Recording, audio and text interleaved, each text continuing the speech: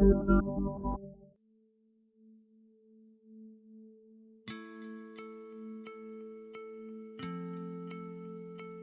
relationship between the police and the people has never been ideal, but over the years seems to have taken a turn for the worse. The emergency was the turning point. Then came the 1984 violence in Delhi, where the police disappeared as the capital of India was taken over by goons and the Sikhs were killed in the hundreds. The trust deficit continued. In states like Uttar Pradesh and Bihar, the police was seen as casteist and communal. It stood by while people were attacked. It often turned and attacked the people. Instead of inspiring confidence, the police evoked fear.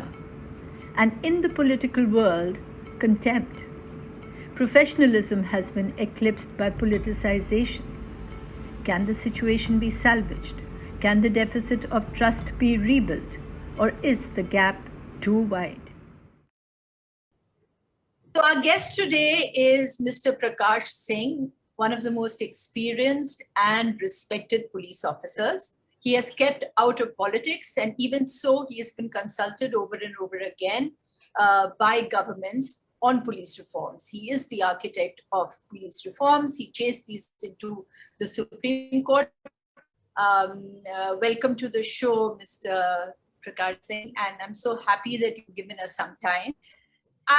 We are, really trying to examine this whole thing of this relationship between the police and the people of India, because that's the force that comes closest to the people and it comes out of the people, of course. So do you think that over the years, this relationship has become more confrontationist, that the use of excessive force, of a certain deficit of trust, which is visible every now and again, of certain kind of force, excessive use of force by the police? Has it become worse? Or do you think it's just because of the social media and videos that it is seeming worse? Well, there are areas of concern on police public relations. There are serious concerns about certain things. You use the word confrontationist. I would not say so much of a confrontationist, but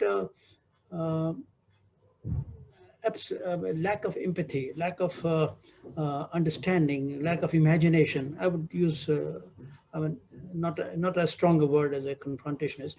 Of course, there are occasions when there's a confrontation, as for example, on the farmers' agitation. But generally, I would say a lack of empathy, lack of imagination, lack of understanding of the problems of people, and sort of failure to empathize with them. But as I said, we have seen recently another picture of the police also. During the pandemic, I would say police was the one and the only department which doctors are performing their duties. Mind you, they are the front warriors. They are performing not police's duty. So many things with them, like ensuring the supply of commodities, ensuring that senior citizens are not put to hardship, ensuring, in cases where they even donated their own blood to a particular person, helping people reunite, arranging transport for them. So many other things which the administration should have done, they did on their own. And there was a poll, I'm forgetting something, some poll star or some agency which carried out a poll and which saw a quantum jump in people's perception about the police, quantum jump for the, in a positive sense. But even at that time, in one of my articles, I said that we have to keep our fingers crossed. How long this impression lasts. But one thing I would like to say, whatever we saw during the pandemic brings out at least one thing, each side to their character and to their mental makeup also, which manifested itself naturally during the pandemic. There was no government instruction from the senior officers. It was all individual initiative at the ground level by different officers. The officers even sang and danced just to keep the people entertained and happy. So So as I said, there are areas of concern, but basically I would say policemen are not bad. They have that streak of goodness in them. All you need is give them an opportunity to manifest that and sort of come out in the open and help people. So it's a kind of Jekyll and Hyde situation. So what you're saying that when they were good, there's an element of good in the police, and when they were good, as in the pandemic, it was largely of their own volition and their own initiative.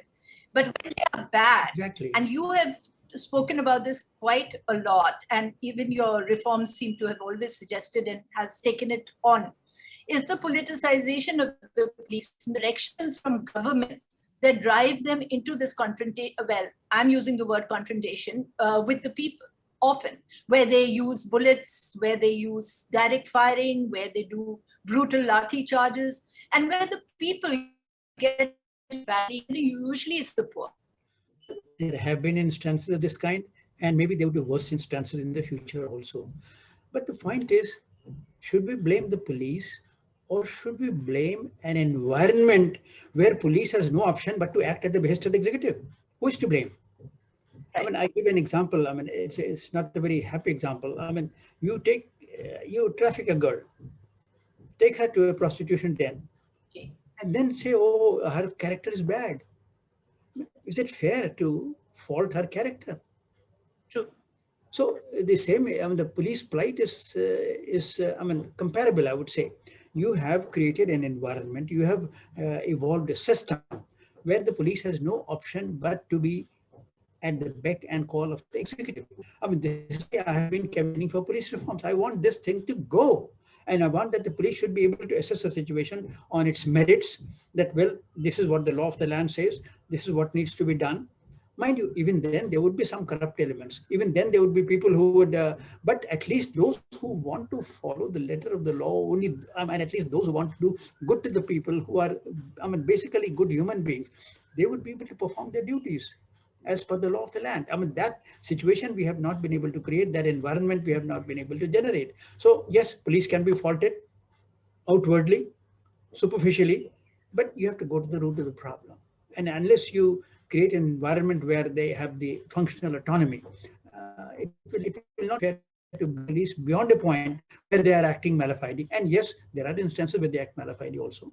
So the reforms, I mean, just to put it very simply, of course, your report is far more detailed, but just to put it very quickly, profession to be forced, and all this done very fast. Otherwise, I mean, there are a whole lot of things. I mean, you talk of, I mean, we generally, when we talk of police reforms, we go back to the Supreme Court mandated directions. But I say, all right, if you have problem with the Supreme Court directions, let them be kept on hold for some time. But they're low-hanging fruits. Why don't you catch them? Why don't you pluck them? Low-hanging fruits are manpower. What is the difficulty in expanding, in giving them the required strength?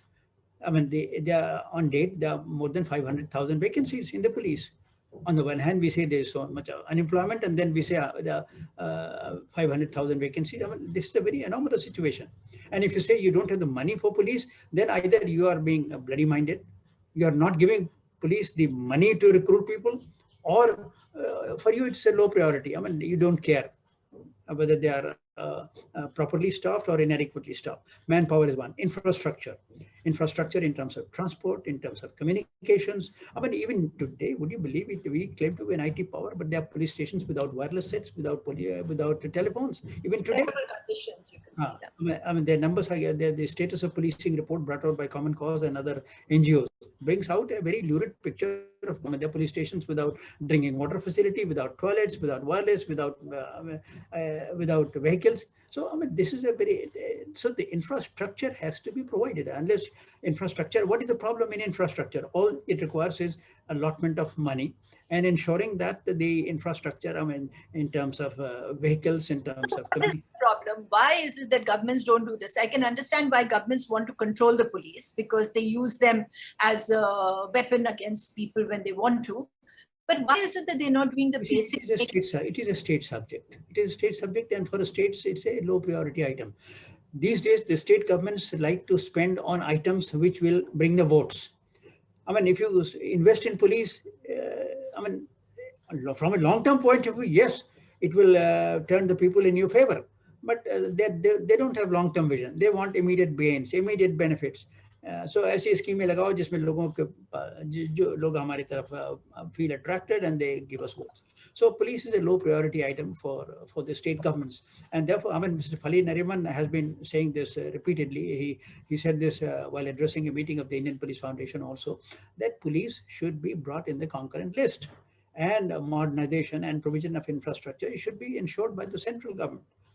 And central should also have the power to legislate an all India law. I mean, today you have a very peculiar situation. The British had one act for the entire country, Act of 1861, and we have 18 states have legislated their separate laws. I mean, what is this? I mean, this is tamasha going on.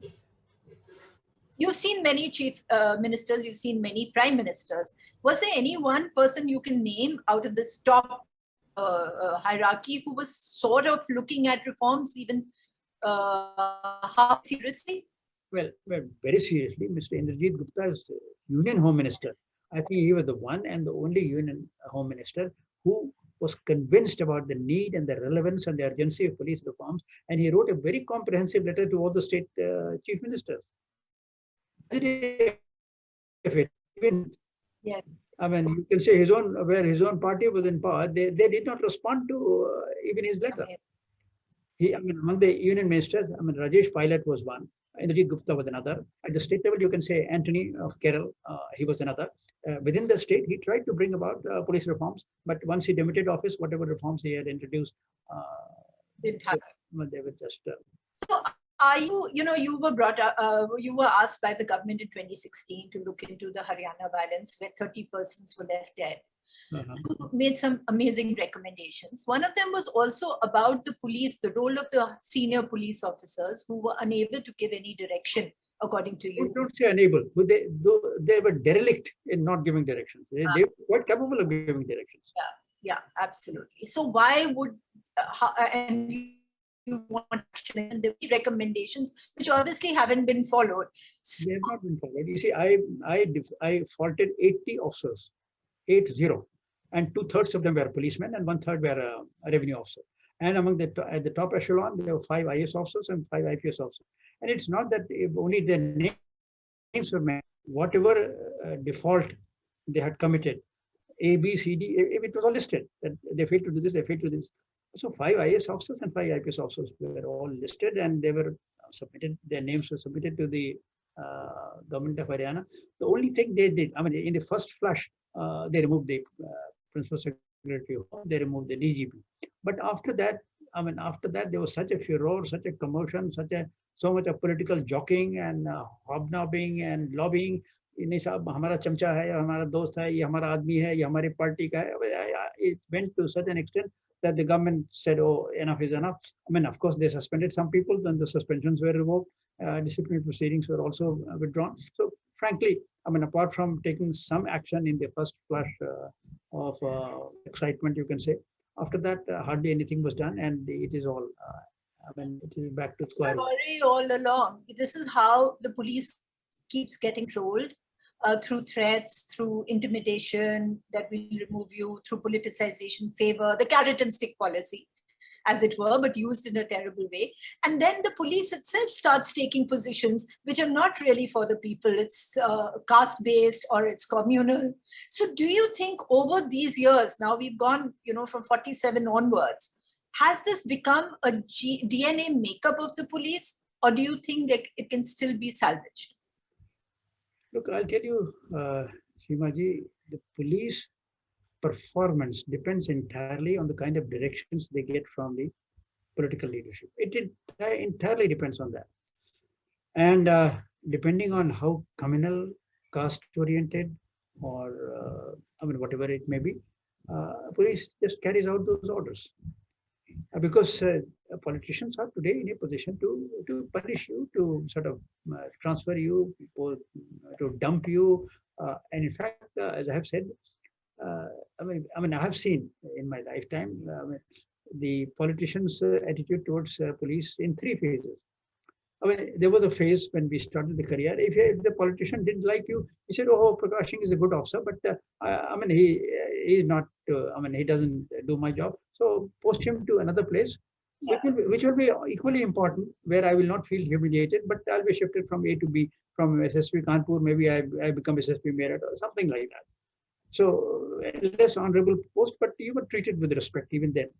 Then came a stage. Second stage was when they said, no, if he doesn't serve my purpose, he has to be punished. He has to be punished. They would at times suspend him, transfer him to a place where he will feel humiliated. But now we have come to a third stage where your pension may be stopped, where you may be criminally prosecuted for something which you may have done in good faith, or which you may not have done at all. So the class of politicians are becoming very vengeful. They're very, very vindictive against officers. So for an officer to be swimming against the current has become increasingly more difficult with the passage of time. I mean, I sympathize with them. I don't say that I endorse their actions when they are doing wrong things just because to please the politicians. But I know that they are in a very tight corner. But even then, I mean, having said that, I would still say there is a lot that you can do. And my own little experience, I mean, even today, I mean, I have seen that the politicians are doing wrong things, yes. But if somebody has the courage to tell them that, no, sir, you should not be doing this. And if he's a sensible type, he listens and he modifies his actions accordingly. I have seen experience that he was on the wrong track, but the DGP had the courage to tell him. I picked up the courage and I said, no, it's not the way. This is how you should be doing it. He listened to me patiently and then he modified his action accordingly. So the problem is with the bureaucracy and the police officers. They don't have the spine to tell the truth. I was coming there.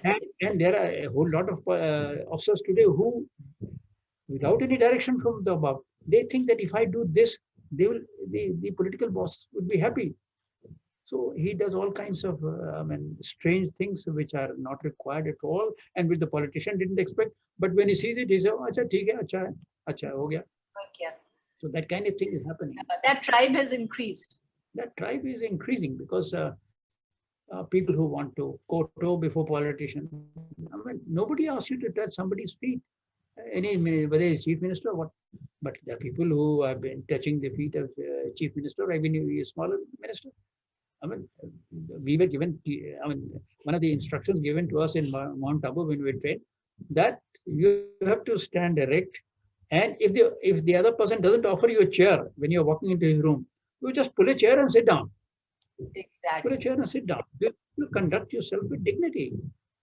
So, and actually, a lot of officers don't get the respect they should be getting because they don't conduct themselves with dignity. I know one police chief of a state. Every evening before leaving the secretariat, he will ask the chief minister, "Sir, और कोई काम हो तो बता दीजिए." "नहीं, काम क्या हो? काम हो जो तुम जाके अपना काम करो. जाके अपना काम करो. उनसे क्यों पूछ रहे हो? कोई काम हो मतलब और कोई सिफारिश हो. Why are you inviting trouble? अरे सिफारिश जितनी कम आवे उतना अच्छा है. But you go and say, "Sir, कोई और काम हो तो बता दीजिए." So we have lowered our own dignity also.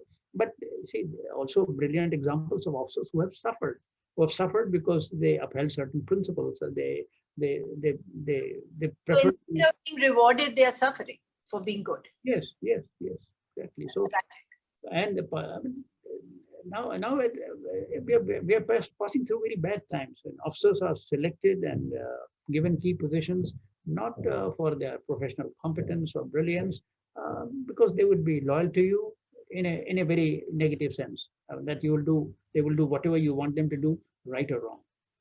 Right.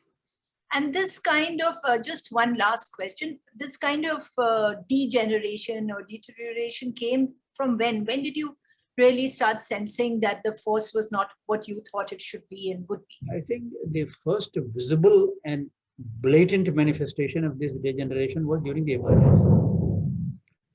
That was the time when we saw, as the Shah Commission said, the police did things they were not supposed to, and they acted in a manner as if they are not accountable to law, but only accountable to the politicians, etc., they said.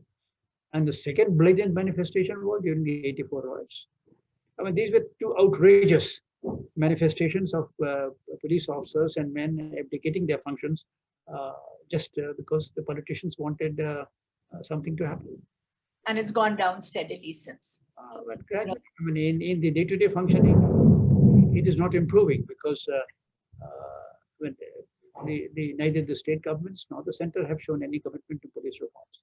I say, and that's why I keep on saying that, all right, if you have a problem with Supreme Court directions, please take, I mean, there are low-hanging fruits, manpower, infrastructure, transport, communication, housing, forensic support, cyber expertise. All these things can be done without any, without lowering the, without reducing or lowering the power of the politicians over the police. So you've been, you've had this expertise, and apart from that, this consistency, which is so important, and the perseverance to pursue whatever you've stood for, which is what we've just discussed, all the issues. Are you very disillusioned? Are you not disillusioned at all? I have a tremendous sense of satisfaction, tremendous sense of pride. I mean, I was kicked out as DGP UP, no problem. I mean, a situation was created where I said, as DGP Assam, sorry, I am not prepared to serve another day. So, I mean, I kept on losing, but I think, I mean, I had God's blessings, and he kept on rehabilitating me at every step. No politician came to my support, but there was, I mean, I could feel some invisible forces working, and well, not invisible. I think you had the support of people who cared enough about the system and about democracy, and you stood up very tall as a professional, sir. So thank you so much for this, and we will be in touch. Thank you. Thank you, Seema. Thank you. Police versus the people. The gap is widening. The politicians' control over the police has tightened through recruitments, postings, transfers, promotions, and of course, punitive action every now and again. Governments today, and the more incompetent they become and more anti-people they are, rely on the police to be subservient and survive. There is zero tolerance for an independent, or at least a relatively independent police service, and for a professional police service. Gone are the days when a senior police officer visiting a minister or a senior politician could drag out a chair and sit down without being invited to do so.